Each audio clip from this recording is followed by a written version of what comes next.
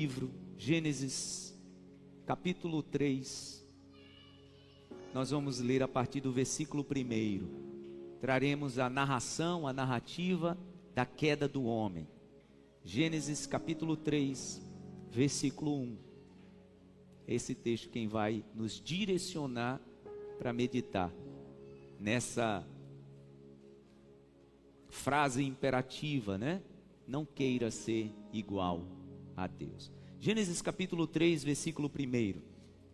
Diz assim a palavra de Deus: Ora, a serpente era o mais astuto de todos os animais selvagens que o Senhor Deus tinha feito. E ela perguntou à mulher: Foi isto mesmo que Deus disse? Não comam de nenhum fruto das árvores do jardim? Respondeu a mulher à serpente: Podemos comer do fruto das árvores do jardim. Mas Deus disse: Não comam do fruto da árvore que está no meio do jardim, nem toquem nele, do contrário, vocês morrerão. Disse a mulher à serpente: Certamente não morrerão. Deus sabe que no dia em que dele comerem, seus olhos se abrirão e vocês serão como Deus, conhecedores do bem e do mal. Quando a mulher viu que a árvore parecia agradável ao paladar, era atraente aos olhos e, além disso, desejável para dela se obter discernimento, tomou do seu fruto, comeu e o deu a seu marido, que comeu também. Os olhos dos dois se abriram e perceberam que estavam nus. Então juntaram folhas de figueira para cobrir-se. Amém. É isso, eu quero falar hoje sobre a tentativa do ser humano, desde o princípio, de querer ser igual a Deus. A serpente aqui, tá, gente? O apóstolo Pedro explica que essa serpente aqui foi o próprio Satanás que se incorporou, que se transformou e conversou com a mulher. Pedro explica isso na sua carta. E eu dizia no culto das 7 da manhã que aquilo que ele disse à mulher, tentando convencê-la de que ela podia tomar do fruto que Deus tinha proibido que eles tomassem, o que a serpente falou à mulher, em sua totalidade, gente, nem tudo foi mentira, apesar dele ser o pai da mentira. Jesus explicou isso, né, dizendo que o diabo é o pai da mentira, e quem faz uso da mentira se assemelha a ele e se torna filho dele. Então, pessoas que vivem na mentira, na verdade, estão agradando. Jesus disse isso aos fariseus, né? Vocês estão agradando o pai de vocês, porque vocês estão vivendo na mentira.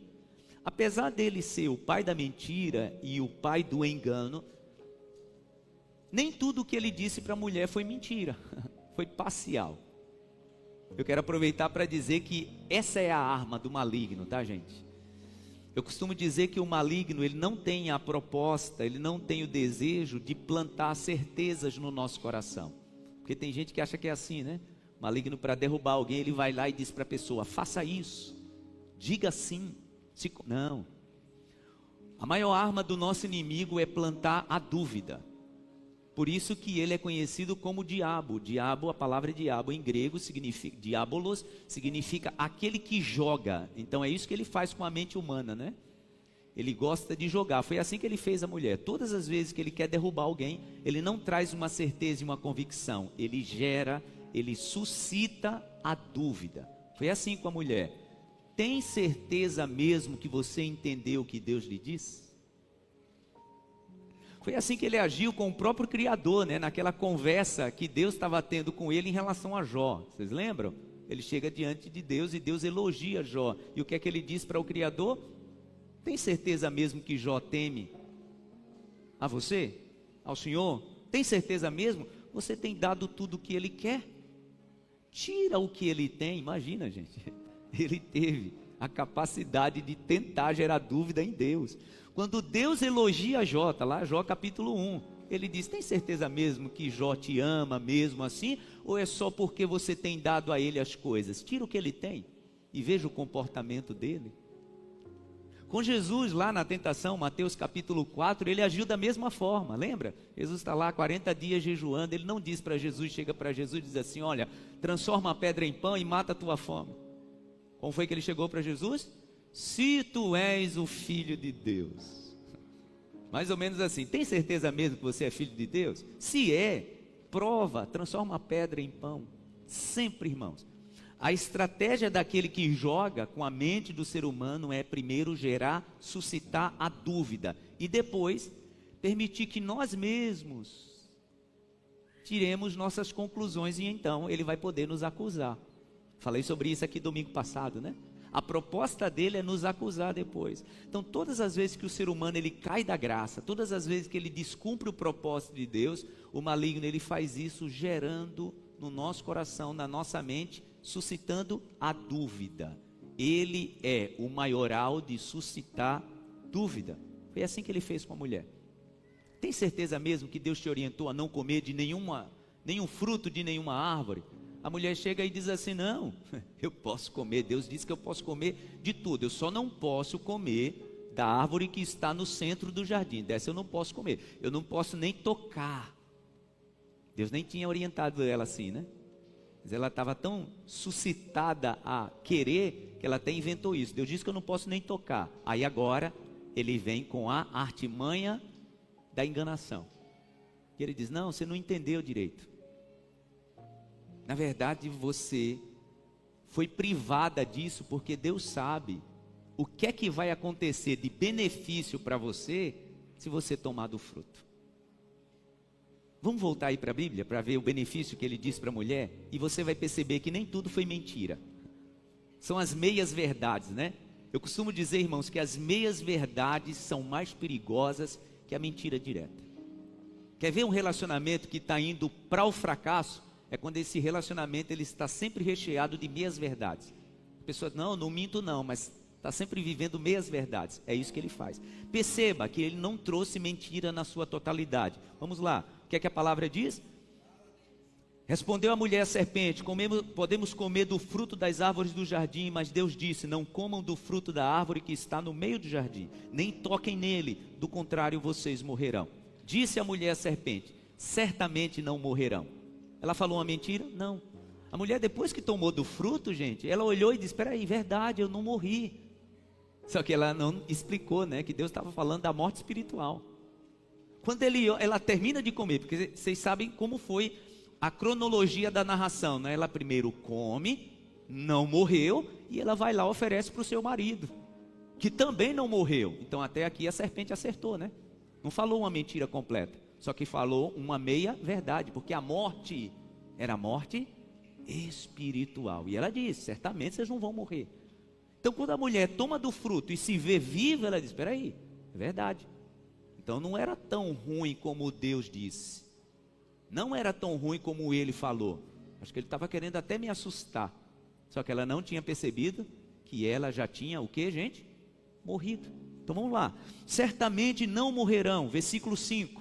Deus sabe que no dia em que dele comerem, falando do fruto, seus olhos se abrirão. Aconteceu isso, gente? Sim, aconteceu. Porque a palavra diz aqui, ó, que eles comeram, aqui, versículo 7, os olhos dos dois se abriram. Então aí a serpente não falou mentira. Falou o quê? Verdade. Vamos voltar para o versículo 5? Deus sabe que no dia que dele comerem, seus olhos se abrirão, e vocês serão como Deus. Agora a oferta de ouro para o ser humano. Sabe por que Deus está privando você? Sabe por que Deus não está deixando você comer desse fruto? Primeiro, Ele sabe que morrer não é uma verdade, você não vai morrer. Depois, se você comer, seus olhos vão se abrir. Os olhos se abriram. Terceiro, Deus sabe que no dia que você comer do fruto, você vai ser como Ele. Você vai rejeitar essa proposta? Essa oferta? de ser como Deus, a oferta foi demais. Agora entenda, tá? A proposta que a serpente está fazendo à mulher, a oferta que a serpente está entregando à mulher, na verdade ela já sabia a receita. Porque a palavra diz que lá no princípio, lá na grande batalha que aconteceu no mundo espiritual, foi exatamente esse o desejo do maligno. Então ele está oferecendo ao homem, à mulher, algo que ele viveu. Olha o que diz a palavra de Deus em Isaías capítulo 14, abre aí sua Bíblia, por favor. Livro do profeta Isaías, capítulo 14, e nós vamos ler o versículo 13. Olha o que diz a palavra. Isaías capítulo 14, versículo 13. Você dizia no seu coração: subirei aos céus e erguerei o meu trono acima das estrelas de Deus. Eu me assentarei no monte da Assembleia, no ponto mais elevado do Monte Santo. Subirei mais alto que as mais altas nuvens. Serei como o Altíssimo. Serei como o Altíssimo. Percebe que a oferta era algo já vivenciado por ele? Serei como o Altíssimo. Mas às profundezas do Seol você será levado e irá fundo ao abismo. Interessante, né?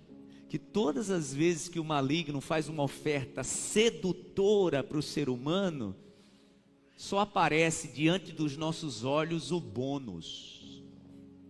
O ônus não vai aparecer. Quando a serpente oferece à mulher, coma, porque ele sabe que seus olhos se abrirão e vocês serão como ele. Só que a palavra diz que depois que ele pensou isso, o que ele teve como resultado na sua vida foi o abismo. O abismo completo e a escuridão total, irmãos, e foi exatamente o que aconteceu conosco, nós seres humanos.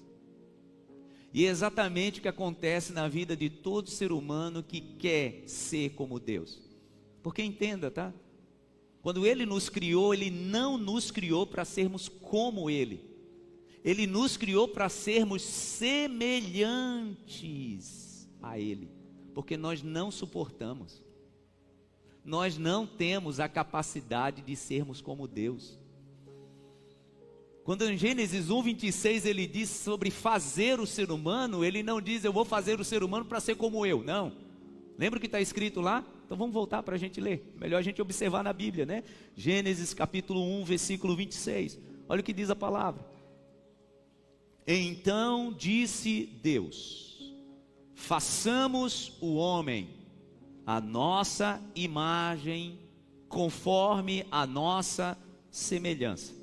Domine ele sobre os peixes do mar, sobre as aves dos céus, sobre os animais grandes de toda a terra e sobre todos os pequenos animais que se movem rente ao chão. Criou Deus o homem à sua imagem. A imagem de Deus o criou. Homem e mulher os criou. Façamos o homem não igual a mim. Façamos o homem conforme a minha imagem e a minha semelhança. É tão simples a gente entender isso, né? Qual a diferença, gente, de alguém ser igual e alguém ser semelhante? Eu já cometi essa gafe. Não sei se você já cometeu, de você ver gêmeos. Tem aqueles gêmeos que são idênticos. Eu já cometi a gafe de chegar e dizer, olha, eles são iguais. Não, eles não são iguais. Eles são semelhantes. Esses dias mesmo eu estava aqui com a Dani e a gente viu irmãs gêmeas e elas são assim, gente, idênticas.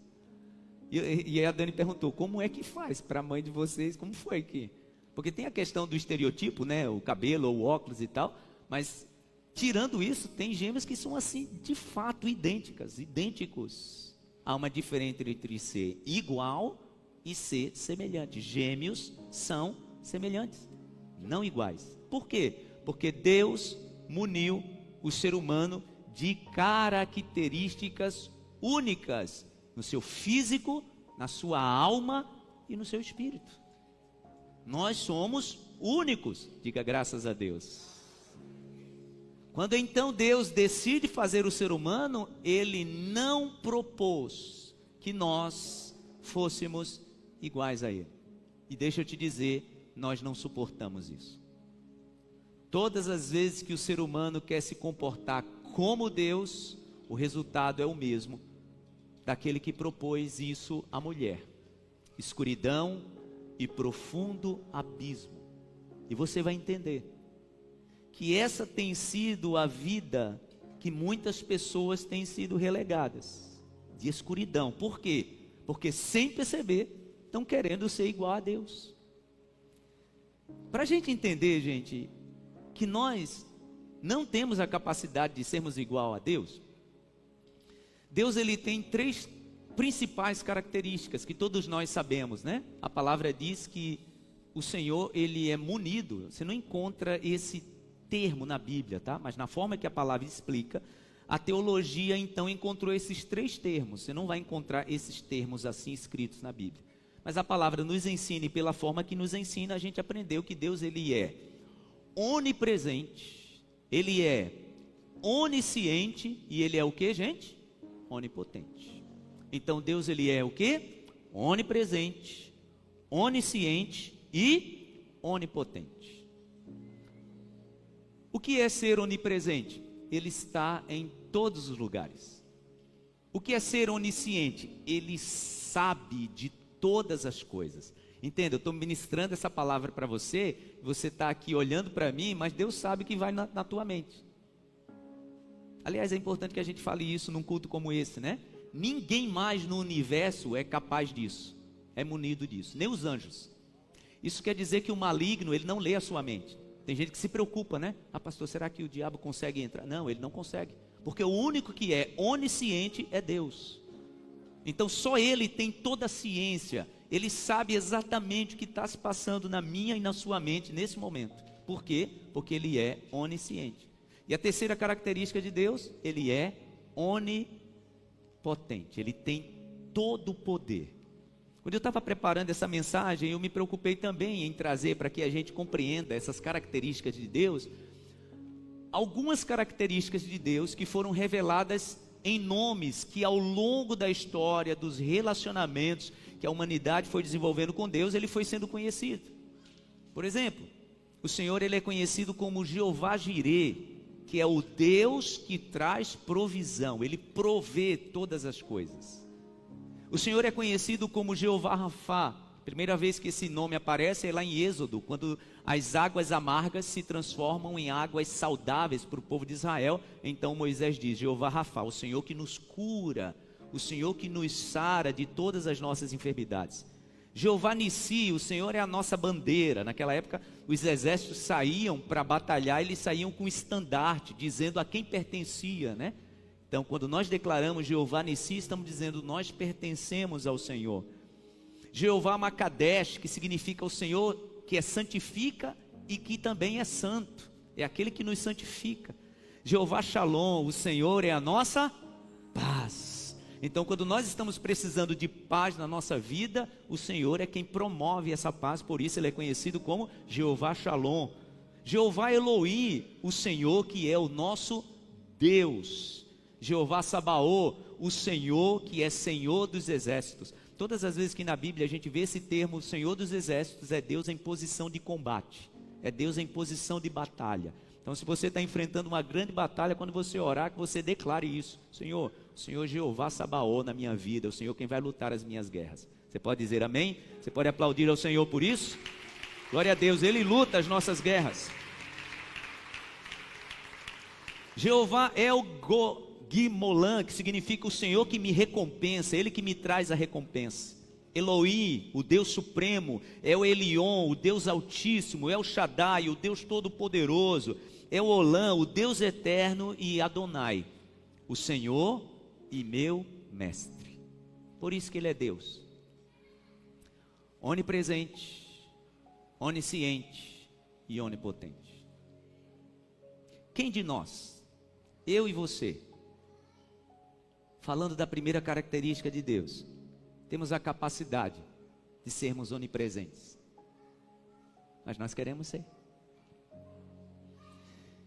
E eu digo, irmãos, que essa é a causa, em todas as eras, em todos os tempos, a causa, o motivo causal de vermos tantas pessoas ansiosas e cheias de síndromes, vivendo no completo abismo. Sabe por quê? Porque eu e você queremos estar em vários lugares ao mesmo tempo. Isso adoece o ser humano, porque a gente não é Deus. Você está aqui 11h19 da manhã, mas tem gente que está em vários lugares nesse mesmo momento resolvendo coisas. Tem gente que já está amanhã às 10 da manhã, 10h15 da manhã, dentro da agência bancária. Isso vai adoecer a alma, meu irmão. O Brasil está figurando e está em franco avanço, tá? Para ultrapassar os Estados Unidos como o país mais ansioso do mundo. É o segundo país que mais se toma ansiolítico para dormir, é o Brasil. E qual é o motivo, pastor? Eu vou te dizer. É essa nossa insistência de querer estar em todos os lugares, resolvendo tudo. São 11h20 da manhã, o mesmo Deus que está aqui nessa manhã, Ele está lá do outro lado do mundo, no Japão, ouvindo a oração dos irmãos que estão lá também louvando ao Senhor. Nós não. Eu e você, a gente não tem essa capacidade, mas a gente quer ter, tá? A gente quer ter essa capacidade de atender todo mundo, de resolver as demandas de todo mundo, aqui onde a gente está e lá na casa do filho, da filha, do cunhado, do pai, da mãe, da sogra, do avô, da avó. E a gente olha isso, irmãos, com naturalidade, com normalidade. Não vai dar certo. Querer se comportar como Deus e querer ter a capacidade de estar em várias frentes, resolvendo todas as coisas ao mesmo tempo, vai nos adoecer. E o que tem acontecido? Tem adoecido a alma do ser humano mais e mais e mais. Por quê? Porque a gente quer ser onipresente. A gente quer dar conta da vida de todo mundo. A gente não dá conta da nossa vida. Às vezes isso que tem tirado a paz dos pais. Você não vai conseguir ter essa capacidade. Nós mandamos os nossos filhos para a escola, nós oramos, abençoamos, pedindo a proteção de Deus. A minha mãe, sempre que a gente saía de casa, ela orava o Salmo 34, verso 7, sempre, a gente estava saindo de casa, ela declarava: o anjo do Senhor acampa-se ao redor daqueles que o temem e os livra, e mandava a gente. Tenho certeza que com o coração assim, apertado. Está lembrando esses dias para minha esposa sobre isso. Eu tinha 10 anos, o meu irmão mais novo tinha 8,5 e minha irmã, outra irmã, tinha 6. E a gente andava 4, 5 quilômetros a pé, eu levando os dois. Imagina, uma criança de 10 anos, atravessando rua. Minha mãe não podia, porque tinha outros filhos em casa. Imagina a preocupação. Mas ou ela ficava em casa, ou ela ia com a gente, porque ninguém é onipresente. Mas nós, seres humanos, irmãos, insistimos e às vezes estamos arrancando pedaços da nossa alma e do nosso espírito para dar conta de tudo em todo lugar. Vai adoecer a alma, vai adoecer o coração. Por isso que as pessoas andam tão ansiosas. Por quê? Porque elas estão querendo ser Deus. Só temos a semelhança dele. Só podemos estar em um lugar. E no máximo a gente envia a nossa oração. No máximo a gente, com a nossa fé, consegue ir sustentando pessoas em outros lugares com a nossa oração. Esse é o máximo. Mas isso fica nos corroendo por dentro, né? E a gente sofre com isso. É interessante, quem lê o livro essa semana, tem uma parte do livro que o pastor Rick Warren diz assim, eu acho bem interessante quando alguém diz assim: olha, eu não vou poder estar não, mas eu vou estar em espírito. Quem leu isso essa semana? Aí o pastor Rick Warren diz assim: sabe o que isso significa? Absolutamente nada. Meu irmão, quando alguém disser para você: olha, pastor, minha irmã, vai ter reunião do grupo, eu não vou estar, mas vou estar em espírito. Sabe o que significa? Nada. Ninguém consegue estar no lugar e o espírito está em outro. A gente pode estar em outro lugar, pensando, né? Nas intenções da nossa oração. Mas dizer para alguém que não está, mas está em espíritos, esse é um absoluto nada. Porque quem só pode estar em todos os lugares é Deus. E às vezes, aquilo que a gente fala, né? Tentando, na melhor das intenções, marcar presença, pode ser o motivo da gente estar se adoecendo cada vez mais. Porque não vai adiantar. Ou a gente está aqui, ou a gente está aqui. Já já vai terminar o culto e você vai para casa, é lá que você vai estar. Tem um filho viajando, você está aqui, você não pode estar com ele, a não ser que seja nas suas orações. Mas você não tem essa capacidade. Irmãos, e se não descansarmos nesse lugar que o Senhor nos deu de presente, que é o presente, nós vamos adoecer. Esse é o motivo das doenças mais crônicas da alma do ser humano. É que Deus nos deu o presente, e ao invés da gente estar aqui, a gente está querendo estar em outro lugar, resolvendo várias frentes. E eu preciso direcionar essa minha palavra com muito amor, mas para você, minha irmã, você, mulher. Porque vocês foram munidas, sim, de uma capacidade de ter uma mente assim muito versátil. Diferente de nós homens, né? A gente quando foca para fazer uma coisa, é uma coisa só. A mulher não, ela consegue. Mas tenha cuidado, como filha de Deus. No nome de Jesus, aprenda isso nessa manhã. Descanse seu coração nesse tempo aqui presente. Você não vai dar conta do futuro estando no presente e vivendo lá no futuro. E isso só provoca mais ansiedade. E todo ser humano que quer ser como Deus vai adoecer. Lembra do resultado da leitura de Isaías 14? Diz que quando ele quis ser igual ao Altíssimo, o que sobrou para ele? Escuridão e um abismo. Sabia que tem muita gente vivendo assim? A sua vida se transformou em um abismo.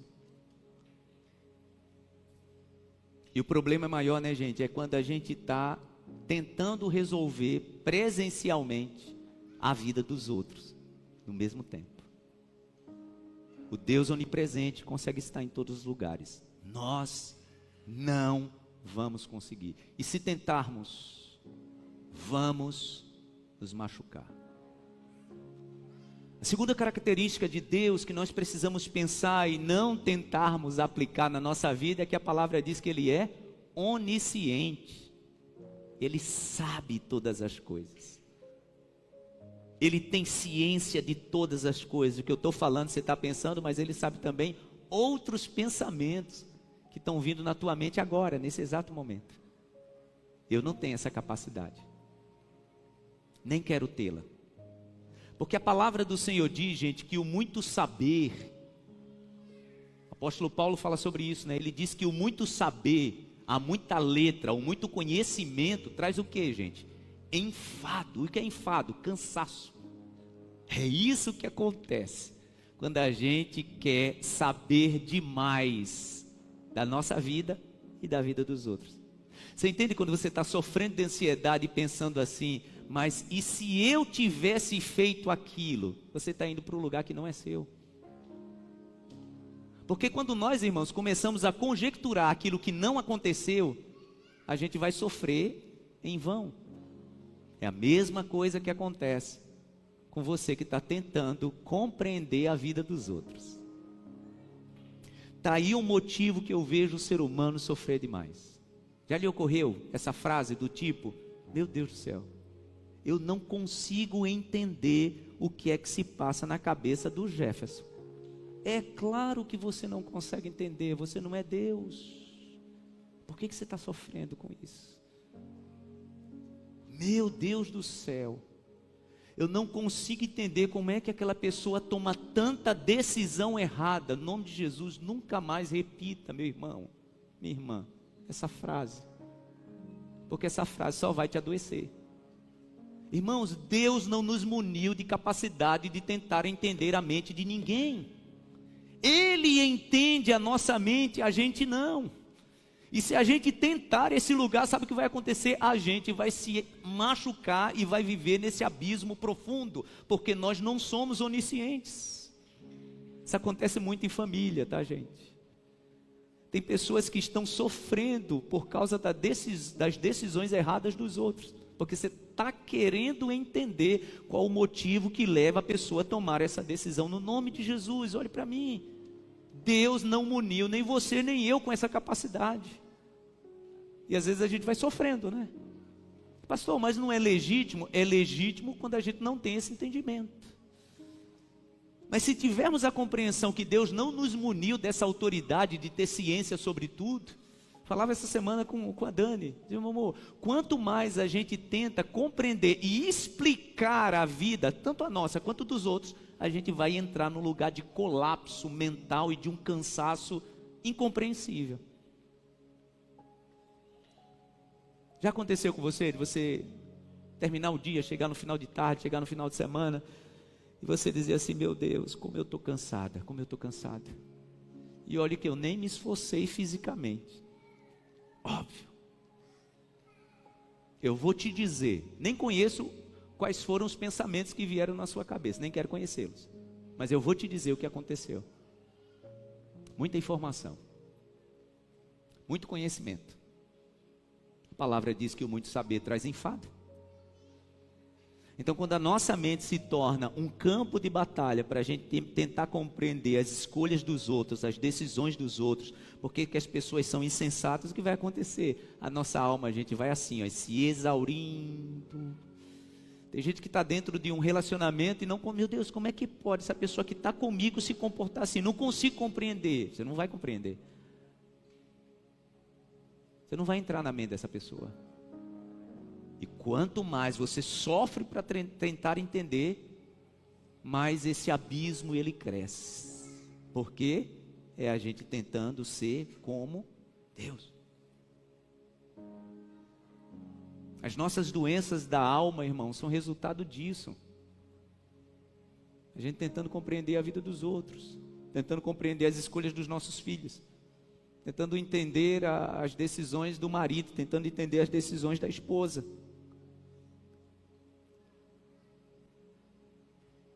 Eu falei que eu ia trazer essa palavra e eu quero sim trazer essa palavra para os pais. Nós não vamos dar conta, irmãos, sobre tudo que acontece na vida dos nossos filhos. Não vamos. Nós não somos oniscientes nem onipresentes para estar com eles o tempo todo. E a gente vai ter que fazer o quê, pastor? Confiar no Senhor. Essa semana eu citei em minhas redes sociais uma série que eu recomendo você, pai, você, mãe. Agora se prepare antes de assisti-la, tá? Se prepare. Não estou falando de uma série cristã, estou falando de uma série normal, mas precisa uma preparação antes de você assistir. Uma série da Netflix chamada Adolescência. Quando eu comecei a assistir, já tinha dito, eu acho que eu vou assistir com meu filho, desisti. Possa ser que eu assista com ele depois, mas a linguagem não é apropriada. Penso que para pai e mãe assistir com o filho entre 12 e 13 anos, eu não recomendo.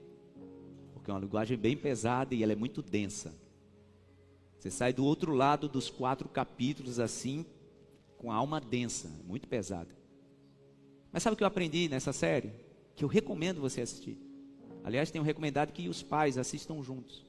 Eu assisti junto com a Dani. O que eu tenho aprendido quando eu cheguei do outro lado é que de fato nós não temos controle nenhum, absolutamente nenhum, sobre as decisões dos nossos filhos. Por isso que a recomendação da palavra é: ensine a criança no caminho. Essa é a minha obrigação. Ensinar no caminho em que se deve andar. Depois, a palavra diz que se andar nesse caminho, não se desviará desse caminho. Mas às vezes nós pais estamos querendo dar conta de tudo e nós não vamos conseguir. E nos decepcionamos, né? Quando os nossos filhos tomam caminhos diferentes, nos decepcionamos. Mas o melhor é seguir aquela oração que a dona Raquel fazia quando a gente estava saindo. Olha, o anjo do Senhor acampa-se ao redor daqueles que o temem e os livra. Pronto, é o que eu preciso fazer. Pastor, mas eu não sou de gelo. Eu me preocupo porque eu sou responsável, eu sei. Nós somos. Mas a partir da palavra dessa manhã, o Espírito Santo está dizendo para mim e para você, para a gente sair desse lugar que a gente pode estar involuntariamente, tá, irmãos? Porque às vezes nós estamos sofrendo porque a gente não tinha essa informação. E a gente estava querendo dar conta de tudo, estar presente na vida de todo mundo, resolvendo problema de cunhado, de tio, de primo. Você não vai conseguir, no máximo você vai se endividar mais. Vai comprometer sua família, o orçamento da família e a saúde mental da família. Tentando estar presente na vida de todo mundo. Tentando estar pensando o que todo mundo está pensando. Você só vai se enfermar. E aí o que acontece? Um completo abismo. Nessa série fica muito lúcido o quanto nós pais precisamos entender. Vamos dar fundamentos, confiar no Senhor e tentar, né, descansar nele, porque nós não teremos essa capacidade. Meu Deus, o que é que se passa na mente desse meu filho? Meu Deus, o que se passa na mente dessa minha filha? É uma condição, olhe para mim, meramente da nossa humanidade frívola. Irmãos, construir essa frase, quando eu estava preparando essa palavra, o Senhor me trouxe assim de forma bem clara no coração. Construir frases do tipo, o que se passa na mente de fulano? Meu Deus, eu não consigo entender como é que a pessoa tem aquela atitude. São frases, orações frívolas, porque não leva a canto nenhum. Só deixa a gente mais preocupado. Por quê? Porque não somos como Deus. Nem podemos estar em todos os lugares. Nem podemos saber todas as coisas. Terceiro, para a gente encerrar. O Senhor, Ele é onipotente. Ele tem todo o poder. Todo o poder está em suas mãos. Nas nossas não. Graças a Deus. Aliás, eu tenho aprendido cada vez mais, irmãos, que nós seres humanos, nós não sabemos lidar com o poder. A gente vai sendo moldado e treinado por Deus, tá?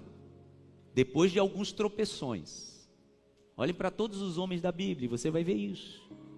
Sendo treinados por Deus para conseguirem de alguma forma lidar com o poder, porque no normal nós não temos essa capacidade. E aí tem gente que está se colocando no lugar como se tivesse a capacidade e o poder de mudar a vida de outro ou de outra. Ô, meu irmão, minha irmã,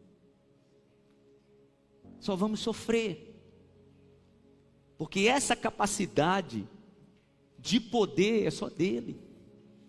Por isso que é saudável, é salutar que a gente pegue tudo que a gente não tem capacidade, nem de estar presente, nem de saber, nem poder para resolver e entregar na mão do Senhor. Então, meu Deus, resolva. Não tenho capacidade para isso. Eu não sei lidar com isso. Olhe para mim, você tem coragem de dizer isso para Deus nessa manhã? Meu Deus, isso aqui eu não sei lidar. Esse assunto aqui, em relação à minha vida e à vida dessa pessoa que convive comigo, eu não sei lidar. Tome para o Senhor resolver. Ter essa atitude humilde, irmãos, é de um crescimento inexplicável. Quando o ser humano chega nesse lugar que consegue entender, não, eu não sei lidar com isso. Eu tenho que admitir, eu não tenho poder para lidar com isso. Senhor, resolva para mim, porque eu não tenho capacidade. Não tenho capacidade de lidar com esse assunto na minha vida, não tenho. Você está dizendo o quê? O Senhor que tem todo o poder, cuide disso para mim, por favor. Que faz tempo que eu estou quebrando minha cabeça para tentar resolver. Cuide para mim, por favor. Inclusive os nossos medos, tá, gente? Inclusive os vícios que têm dominado a nossa vida. Inclusive as nossas carências emocionais que têm dominado a nossa alma e têm machucado o nosso espírito. A gente tem que ter coragem de dizer para o Senhor, Senhor, por favor, eu achei que eu saberia lidar. Eu achei que eu tinha capacidade de lidar com isso, mas eu não tenho. Por quê? Porque eu não sou todo poderoso. Todas as vezes, irmãos, que o ser humano tenta viver com um superpoder, ele se dá mal. Olhe para pessoas que se perderam no personagem por causa do poder. Você conhece alguém assim? Gente que se perdeu no personagem. O Senhor chegou para essa pessoa e disse assim, deixa eu te dar a capacidade de domínio, de governo. E a pessoa se perdeu no personagem. No Brasil a gente tem visto isso assim de uma forma tão nítida e clara, né? É interessante quando a gente olha para a vida de Nabucodonosor, lembra? Naquela época, gente, Nabucodonosor, ele era imperador de uma parte muito, muito extensa do mundo. Todos nós já ouvimos falar, né? Falando das 7 maravilhas do mundo, sobre os jardins suspensos da Babilônia. A palavra diz que um dia ele estava lá, olhando o esplendor do seu reino, e ele diz para si, tudo isso foi criado para a tua glória, falando dele. O tal do Nabucodonosor, o homem que tinha o nome da divindade no seu nome, né? Nabu era um dos principais deuses da Babilônia. Será que se sentia um Deus? E a palavra diz que quando ele olhou e disse isso, naquele exato momento, as suas unhas começaram a crescer. E a palavra diz que começaram ali a crescer pelos, como de animais. E durante 7 anos, Durante 7 longos anos, a palavra diz que ele comeu da relva. O Senhor o fez viver 7 anos comendo capim como um animal. Ele perdeu sua sanidade. E durante 7 anos, o governo da Babilônia foi governado por regentes. Possivelmente, tentando esconder a saúde mental do rei. 7 anos, alguém que não soube lidar com o poder. Olha que coisa, Deus o fez viver como animal. Irmãos, quando nós não sabemos lidar com o poder, o nosso comportamento de fato é de um animal. A gente perde o senso, a gente perde o sentimento, a gente perde a razão. A gente trata as pessoas apenas pelos nossos próprios instintos. Olha alguém que se perdeu no personagem por causa do poder. E não precisa muito não, tá, gente? Não precisa muito. Alguém que se perde no personagem por causa do poder, não precisa muito poder não. Vai se perder e vai viver com características animalescas. Perceba se não é assim. Isso às vezes é dentro dos pequenos relacionamentos, tá? Gente que se perdeu no poder dentro dos pequenos relacionamentos. Terá característica animalesca. 7 anos. Olhavam para o grande imperador Nabucodonosor e ele estava lá, se comportando como animal. Até que 7 anos depois.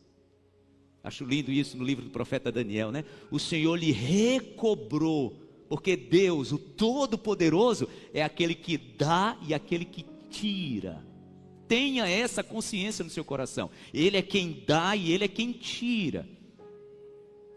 Quando quem deu a sugestão para a mulher que poderia comer do fruto porque seria como Deus, tentou isso, a palavra diz que o Senhor o tirou e o lançou, porque Deus é poderoso para isso. Então a palavra diz que Deus então recobre a Nabucodonosor a sua faculdade e a sua ciência mental.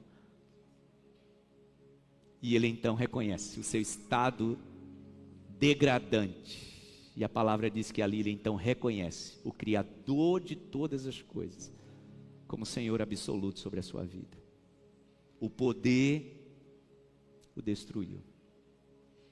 Saiba, tem gente que está ouvindo eu falar sobre poder e está achando que é poder de condição social, ou poder de um cargo. Não, às vezes é o poder da nossa arrogância. Sabia disso? Não, eu vou fazer o que eu tenho que fazer e pronto, não devo nada a ninguém. A palavra do Senhor diz assim, mais ou menos assim, E Deus lá do céu olha para o ser humano e diz para ele, pode fazer. O apóstolo Paulo, ele diz que a pior condição que o ser humano pode ser entregue por Deus, é Deus deixar você viver de acordo com as suas decisões e pela sua cabeça. Esse é o pior estado que o ser humano pode viver. É Deus deixar a gente livre na nossa sorte de decisão. É de fato para sermos jogados no abismo. Essa nossa capacidade de acharmos que temos o poder de decisão. E não temos, pastor. Você, por exemplo, pregou domingo passado que a gente tem o poder do livre-arbítrio. Você entende como Deus nos ama, Ele quer o nosso bem, mas diz, olha, eu te dou a prerrogativa de escolher, pode escolher. Mesmo vendo que a tua escolha pode destruir a tua vida. Mas eu vou deixar, porque eu te amo. Inclusive, depois que der tudo errado, eu vou te acolher. Mas você vai ter que experimentar na carne. A capacidade de ter todo o poder não é nossa, é do Senhor. Não temos a capacidade de estar em todos os lugares. Não temos a capacidade de saber todas as coisas. Não temos a capacidade de lidarmos com o poder. Só Ele pode. É óbvio que eu não posso encerrar a mensagem dessa manhã dessa forma. Está denso, gente? Falar desse assunto fica assim pesado.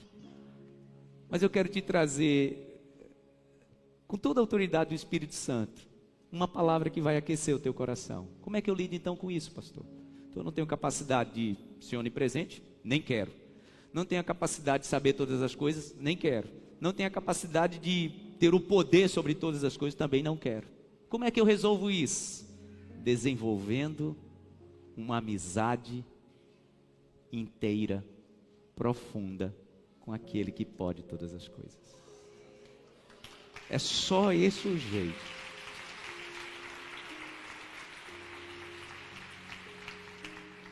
5h36 da manhã, eu sou despertado por uma vozinha do meu lado, olhando para mim e sorrindo. o Daniel. 5h36 da manhã, meu Deus do céu. Eu disse, eu acho que eu já vou poder dormir pelo menos mais uns 10 minutos, né? Até 5h45 é a hora que eu acordo para vir. 5h36 já estava do lado de mim olhando e sorrindo. Aí quando eu olho para o pé da cama, lá já estava a fraldinha dele, que já estava cheia, precisava ser trocada. E já estava um potinho assim de iogurte natural, que ele gosta de tomar. Potinho assim, já com canudo. Aí eu acordei, deitei ele, troquei a fralda, e agora ele já estava de fralda limpa. Peguei a minha unhazinha, fiz um furinho na tampa do iogurte, coloquei o canudo e levei o iogurte na boca dele. E ele ali mesmo na cama, tomou, terminou de tomar, não, e se deitou. Ele não precisa se preocupar em pegar o iogurte na geladeira. Ele nem tem essa capacidade. Ele não precisa se preocupar se a fralda dele está incomodando. Ele nem tem a capacidade de trocá-la ainda. Tem quem cuide dele. No nome de Jesus, aprenda a deixar Deus cuidar de você. Aprenda a deixar Deus cuidar da tua casa. Aprenda a deixar Deus cuidar dos teus sonhos. Você não consegue saber como é que vai estar a tua vida em 2030. Deixe Deus cuidar da tua vida. Ele já está lá em 2030. Ele já está provendo todas as coisas. No nome de Jesus, entenda isso. Aprenda, deixa Deus cuidar de você. Por isso, irmãos, que essa amizade que nós precisamos construí-la, desenvolvê-la com aquele que pode todas as coisas. Meu Deus, isso é maravilhoso, é uma oferta maravilhosa, é o Pai Celestial dizendo, meu filho, minha filha, deixa que eu cuido. Isso vai descansar a tua mente, isso vai descansar teu coração, deixa que eu cuido, coloque nas minhas mãos. Tem hora, irmãos, que a gente quer cuidar do nosso jeito, a gente quer cuidar da nossa forma, de acordo com o que está na nossa mente, a chance de dar errado, ela é grandiosa. Por isso, desenvolver amizade com Deus, né? Como diz o pastor Rick Warren, na leitura que fizemos essa semana, é o segredo para vivermos uma vida de paz. Do momento que você acorda até o momento que você vai dormir, Ele está cuidando de você, diga graças a Deus. Começa a semana e termina a semana, Ele está cuidando da gente. E Ele quem cuida? Ele cuida dos nossos que estão perto, Ele cuida dos nossos que estão longe. Você pode dizer amém? Ele cuida das coisas que estão debaixo do nosso nariz e Ele cuida das coisas que estão longe do nosso alcance. E nós não podemos ter a pretensão de querermos cuidar de tudo isso, porque não vai dar certo. Aliás, quando a gente quer cuidar e a gente tenta ter características que Ele tem, porque nós somos semelhantes e não iguais, nós nos damos mão e nos machucamos. E as feridas sempre são feridas eternas. Todas as vezes que o ser humano tentou ser como Deus, herdou a mesma herança que o maligno herdou. Feridas eternas. O que nós precisamos fazer é desenvolver uma amizade com o Criador, de tal forma que do momento que a gente vai acordar, no momento que a gente vai dormir, a gente tem uma certeza, é Ele quem cuida de tudo. É o que diz a palavra de Deus no Salmo 5, né? Em paz eu me deito e durmo, e volto a levantar no outro dia, porque é o Senhor quem me sustenta. A palavra do Senhor diz que Ele dá aos seus enquanto eles dormem. É enquanto estamos dormindo que o Senhor está provendo sobre as nossas vidas. Ele é Jeová Jirê, diga graças a Deus. Ele é Deus provedor, e a divina providência de Deus está declarada sobre a sua vida, sobre a sua família, sobre os seus filhos. Desfrute disso. Eu quero trazer um recado para os jovens que têm andado cada vez mais ansiosos. Confia o teu caminho ao Senhor, confia nele e tudo Ele fará. Entrega o teu caminho ao Senhor, descanse no Senhor. Jovens, adolescentes, o futuro de vocês já está garantido pelo Senhor. Ele já está cuidando da vida de vocês lá na frente. Como vocês vão terminar a faculdade, o primeiro emprego, o primeiro estágio, confio ao Senhor, e Ele vai cuidar de tudo e de todas as formas. Você pode dizer amém? Aplauda ao Senhor bem forte. Levante-se no seu lugar. Oh, eu creio nisso, que sempre estás comigo, meu Deus. Vamos declarar isso no nome de Jesus. Eu sei que que sempre estás comigo. Ah, meu Deus, que certeza, Senhor, que certeza que eu tenho, porque o meu futuro está nas tuas mãos. Você pode dizer isso? também sei. Se você está tomando as rédeas da sua vida, creia, o teu futuro não está nas mãos de Deus, está nas tuas mãos. Só nas tuas mãos. Eu creio assim, meu Deus. Mas preciso aprender a confiar em Ti. Mas preciso aprender a descansar em Ti. Tu és o meu Senhor. Tu és meu Senhor.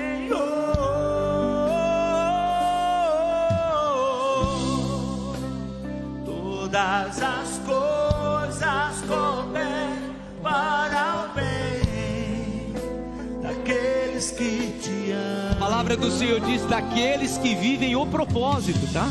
Todas as coisas cooperam para o bem daqueles que vivem o propósito. Todas cooperam Para o bem daqueles que te amam. Aplauda o Senhor bem forte. Bendito é o nome do Senhor. Eu sei, sempre estás comigo, Senhor. Ah, como eu tenho certeza disso, meu Deus. Também sei que nada acontece sem a tua vontade. Esse é o meu aprendizado diário. Mas preciso aprender a confiar em Ti, descansar em Ti, meu Deus. Esse é o desafio. Esse é o grande desafio, meu Deus. Levante as suas mãos e declare todas as coisas.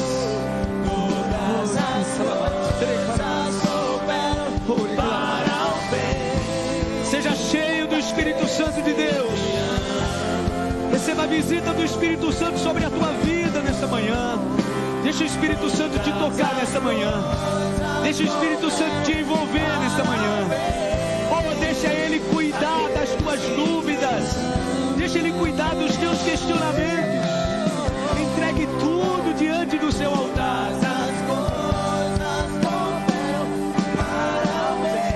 Daqueles que vivem o teu propósito. Daqueles que vivem a tua vontade, meu Deus. Todas as coisas cooperam para o bem daqueles que...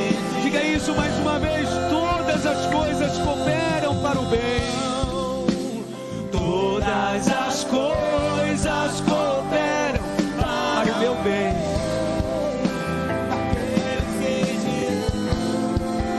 Longe de mim querer ser igual a Ti, meu Deus.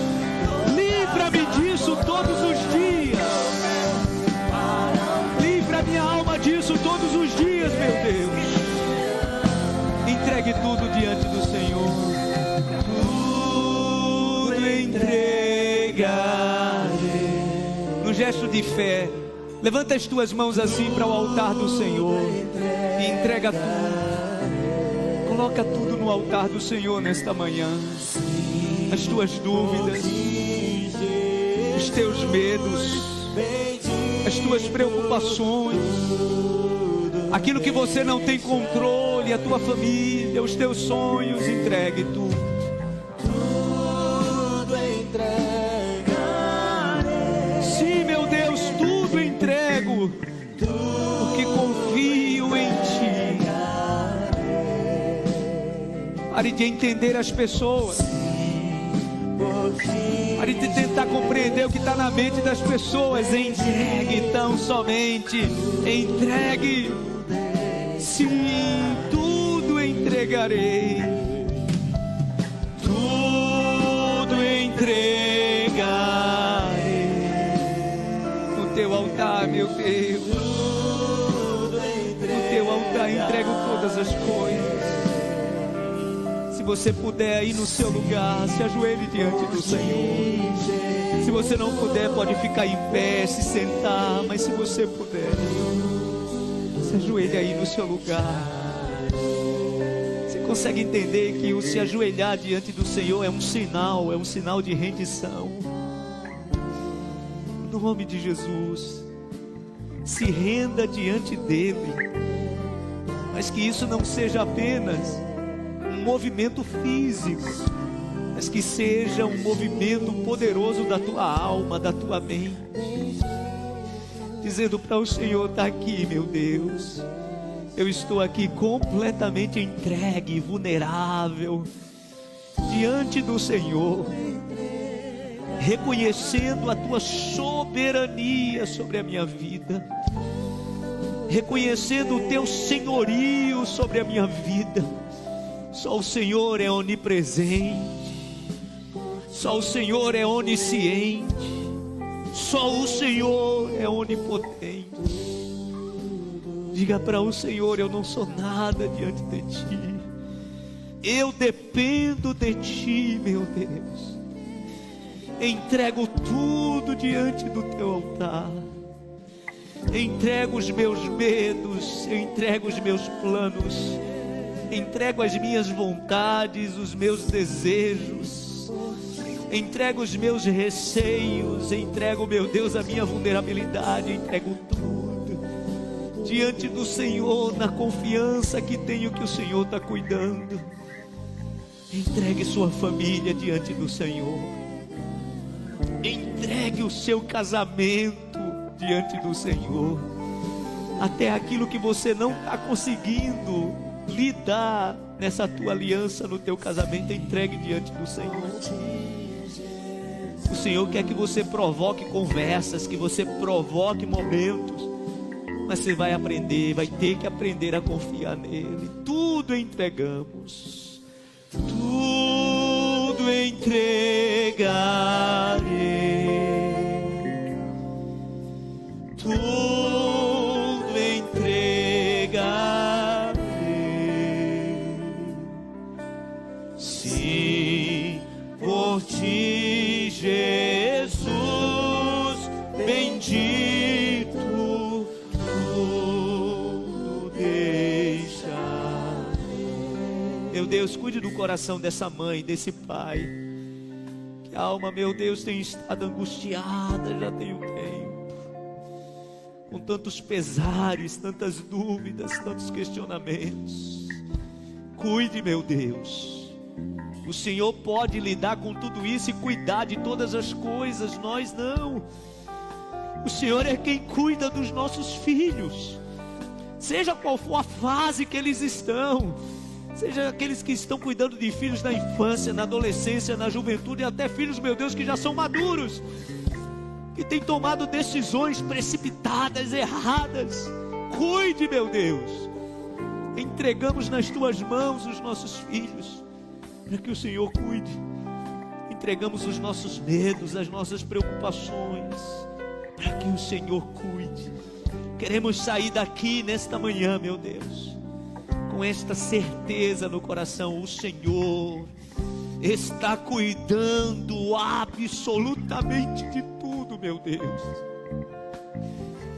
Eu tenho certeza que o Senhor está cuidando de tudo. Essa visão que se tem nesta manhã, meu Deus. Nosso pequeno Daniel dependendo completamente daquilo que o alimentava, daquilo que cuidava do seu corpo. É assim, meu Deus. Do momento que deitamos ao momento que acordamos, enquanto estamos dormindo, sabemos que o Senhor está cuidando de tudo, pois o Senhor pode todas as coisas. O Senhor sabe todas as coisas. O Senhor está presente em todo o tempo. E nós decidimos confiar em Ti, meu Deus. No nome de Jesus, vamos sair daqui nesta manhã firmes e certos que o Senhor está cuidando de tudo. Leva-nos em paz. Derrama, meu Deus, da Tua graça, do Teu favor sobre cada pessoa, sobre cada família. Declaramos que dependemos totalmente de Ti, na certeza que temos que o Senhor cuida de todas as coisas, porque o Senhor nos ama. Obrigado, te agradecemos, no nome de Jesus. Entregue tudo. Fique em pé no seu lugar. Levante-se declarando isso. Tudo entregarei, meu Deus.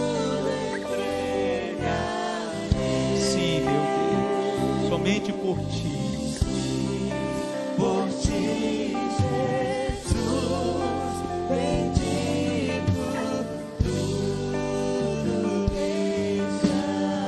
Você pode aplaudir ao Senhor bem forte. Bendito é o nome do Senhor. Para sempre exaltado o Deus que nos dá a vida, que pode todas as coisas, que sabe todas as coisas, que está em todo o tempo presente. Abençoe quem está perto de você. Diga para essa pessoa: confie no Senhor. Não queira ser como Ele. Confie no Senhor. Deixa o Senhor cuidar da tua vida. Deixa o Senhor cuidar da tua casa. Deixa o Senhor cuidar dos teus sonhos. Entregue tudo no nome de Jesus. Amém. Vamos para casa na bênção do Senhor. Graças a Deus. Não queira ser como Ele. Queira ser semelhante a Ele. Amém. Obrigado, meu Deus, te agradecemos. Leva-nos em paz. Abençoa a nossa semana. Que seja uma semana de vitórias. Essa semana, meu Deus, ela está dividindo o término e o início de um mês. Para a vida de algumas pessoas, um momento muito crucial, meu Deus. Que o Senhor venha trazer provisão no nome de Jesus. Que essa tua filha, que esse teu filho experimentem da provisão dos céus. Que o Jeová Jireh esteja com a sua mão poderosa estendida sobre as nossas vidas. Nós queremos e dependemos disso. Te agradecemos no nome de Jesus. Leva-nos em paz, renovados em nossa alma e em nosso espírito, no nome de Jesus. Que a graça do Senhor e Salvador Jesus Cristo, o amor de Deus, o nosso eterno Pai, a comunhão e a consolação do divino e eterno Espírito Santo permaneça sobre todos, hoje e para sempre. Amém e amém. Aplauda ao Senhor bem forte. Deus abençoe, uma ótima semana. Vai em paz. Viva o propósito de Deus. Deus abençoe sua família.